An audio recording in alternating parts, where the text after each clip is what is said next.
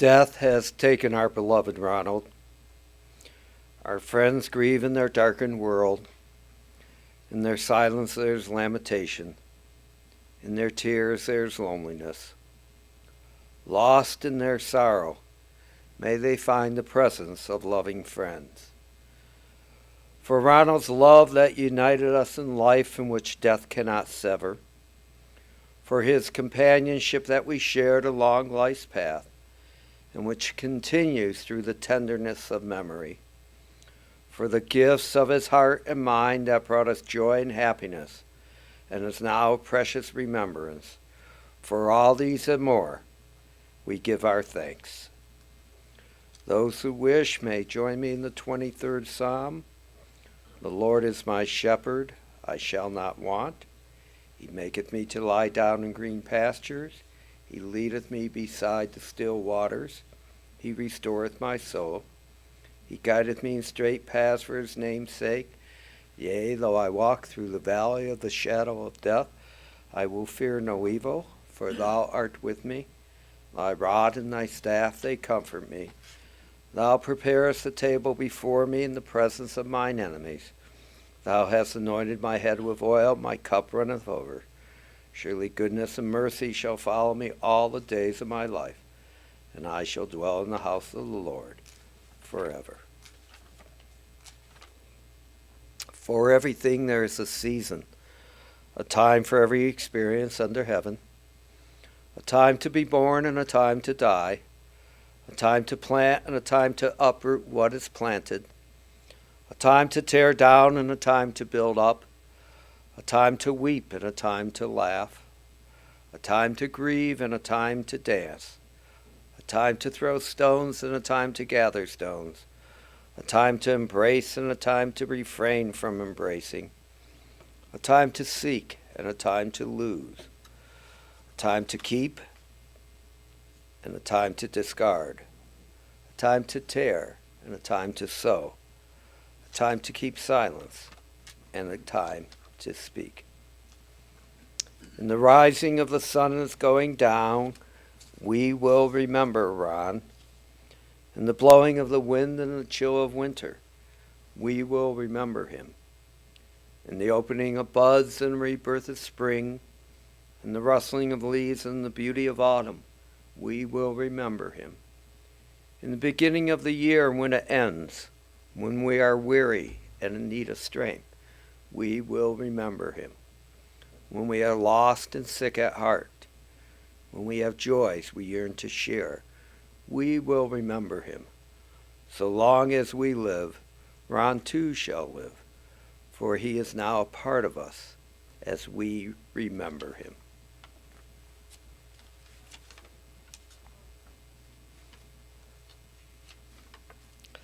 Birth is a beginning, and death a destination, but life is a journey, a going, a growing from stage to stage, from childhood to maturity and youth to age, from innocence to awareness and ignorance to knowing, from foolishness to discretion and then perhaps to wisdom, from weakness to strength or strength to weakness and often back again, from health to sickness and back we pray to health again, from offense to forgiveness, from loneliness to love, from joy to gratitude, from pain to compassion, and grief to understanding, from fear to faith, from defeat to defeat, until looking backward or ahead, we see that victory lies not at some high place along the way, but in having made that journey, stage by stage, a sacred pilgrimage.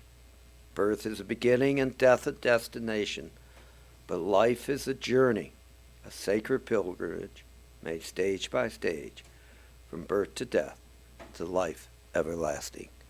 And now I call upon his good friend, Gene Fixler.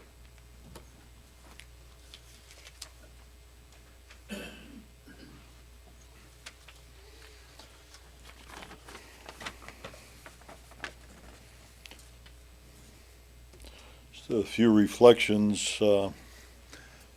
53 years ago, in 1964, as a kid, 12 years old, Having just moved to Cleveland Heights from California, I met a guy on CB radio named Ron.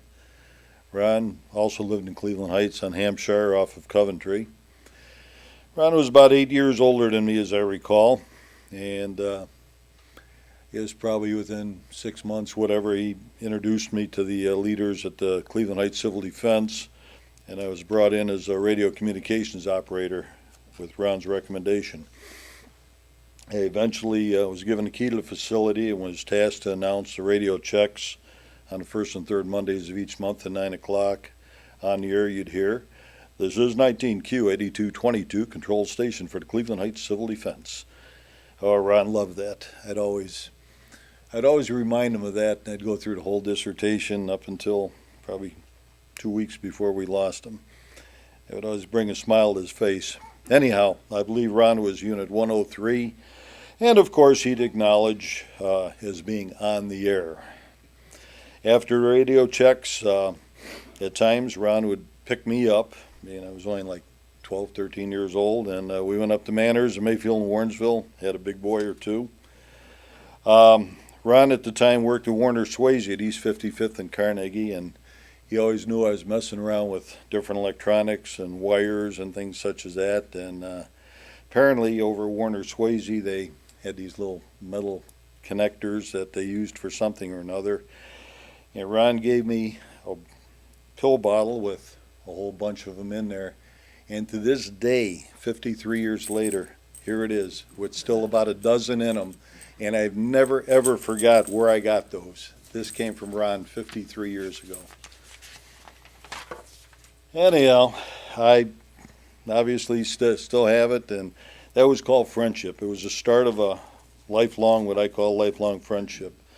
Always staying in touch, meeting in Manners, moving ahead to 1973 when I became a member of the Cleveland Heights Police Department.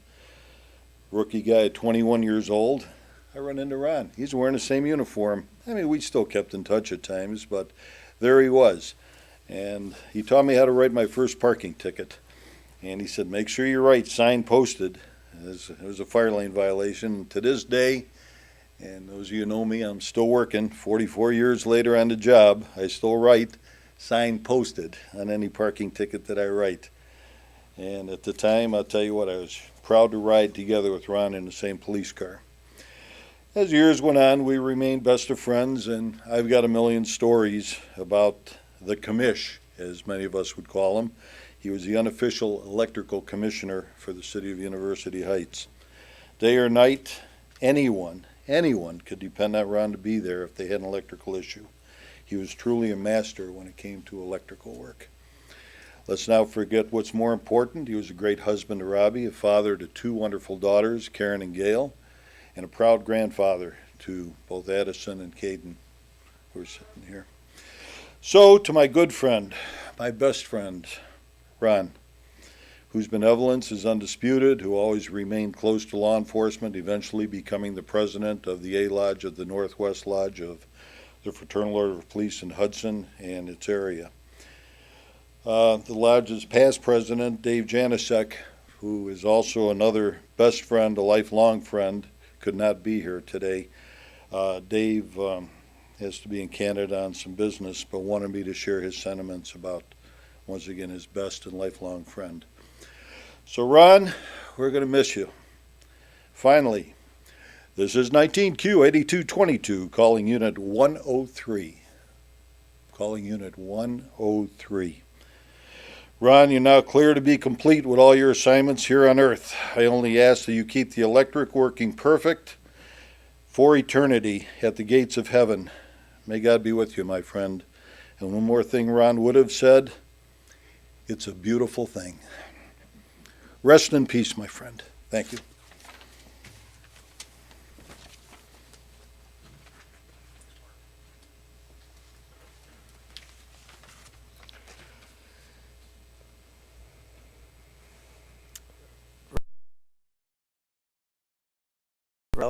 Jeff, Addison, Caden, Joan.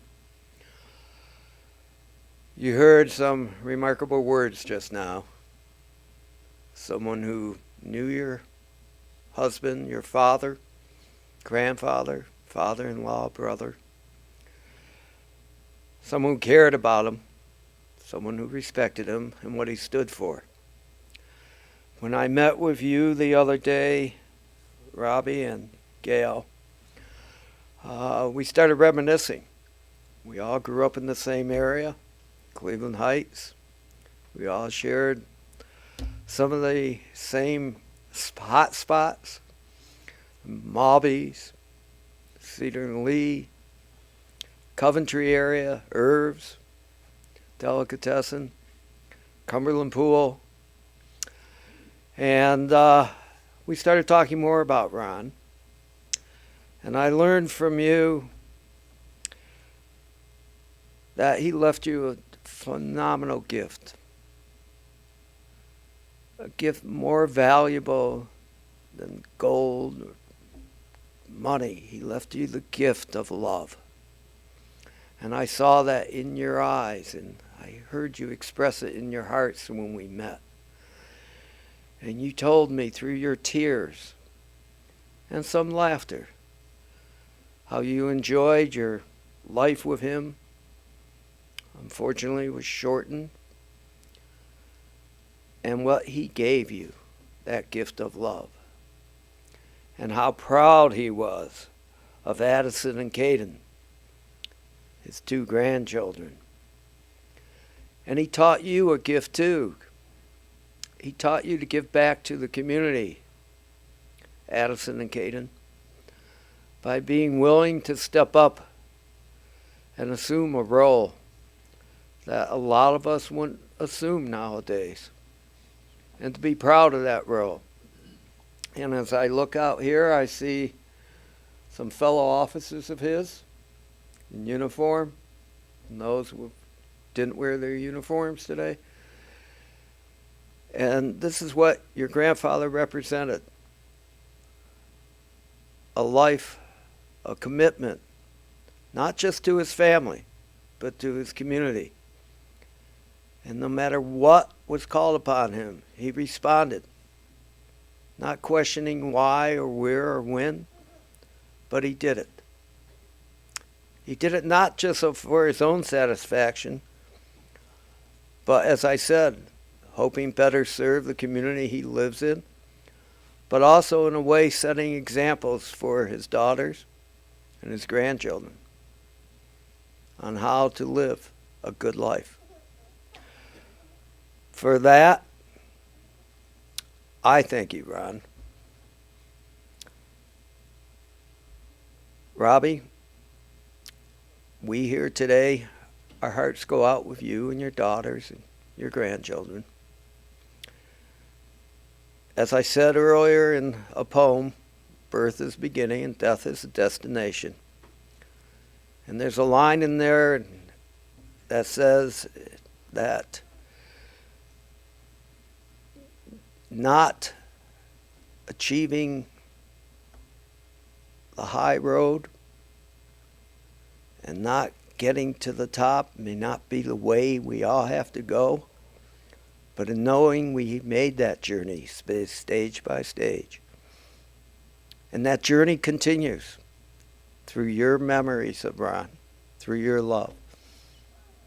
Physically, his life may be over, but in our hearts and our minds, he continues. And over the past several weeks and months, you saw the outpouring of your friends. You were shown that love that they had for Ron. And your friends learned from you too, by seeing the love that you had for Ron. And as the next few months, years go on, those friends are still going to be there for you.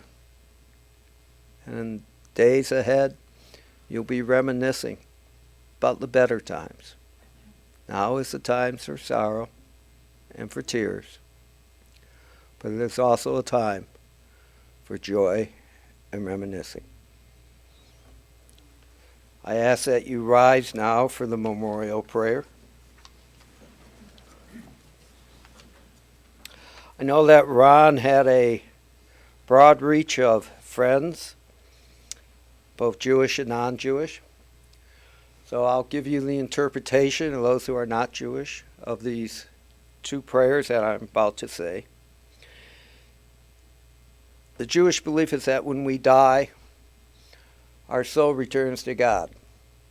God created it, God takes it back.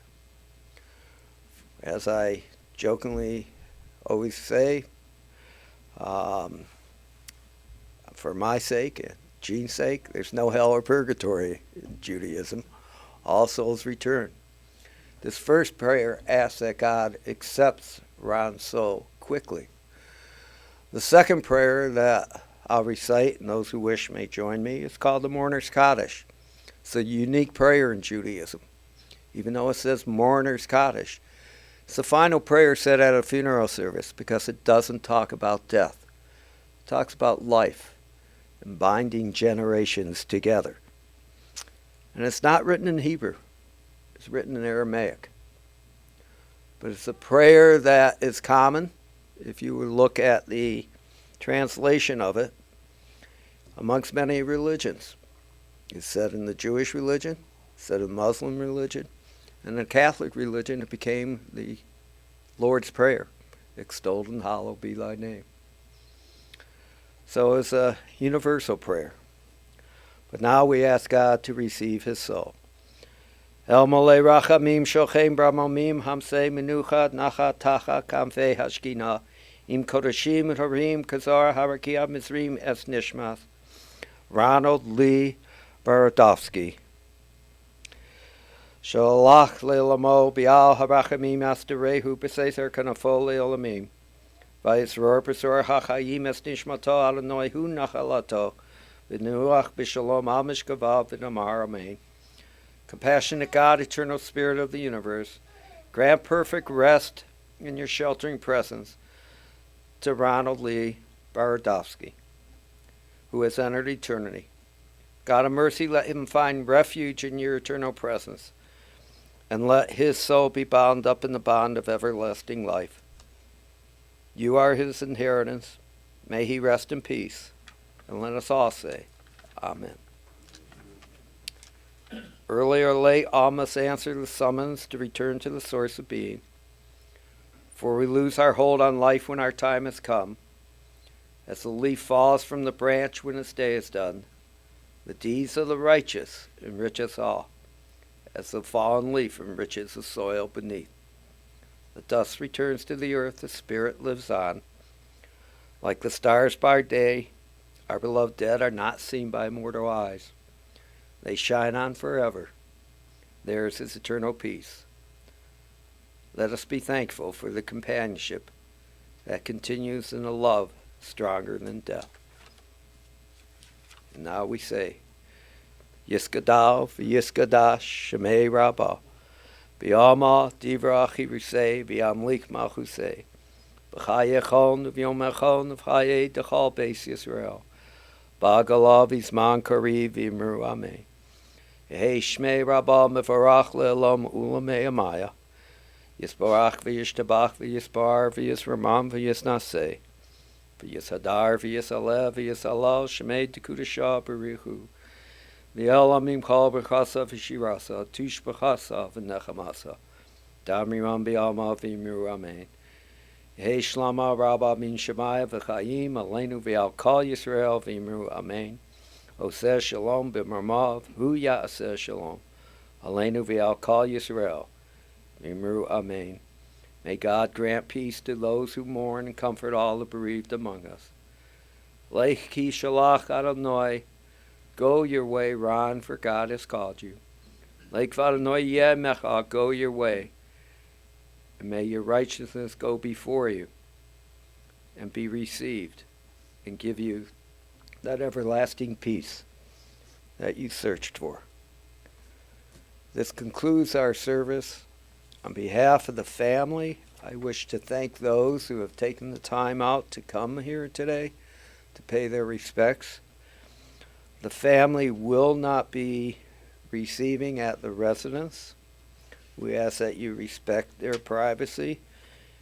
In a few days, you could probably call just on the phone. Hopefully, be able to express your feelings about Ron. And the family asks that those who wish to honor Ron in a way may do so by contributing to the Seidman Cancer Center at the University Hospitals of Cleveland. As our coming here was to find peace, so too may our going be in peace. Thank you.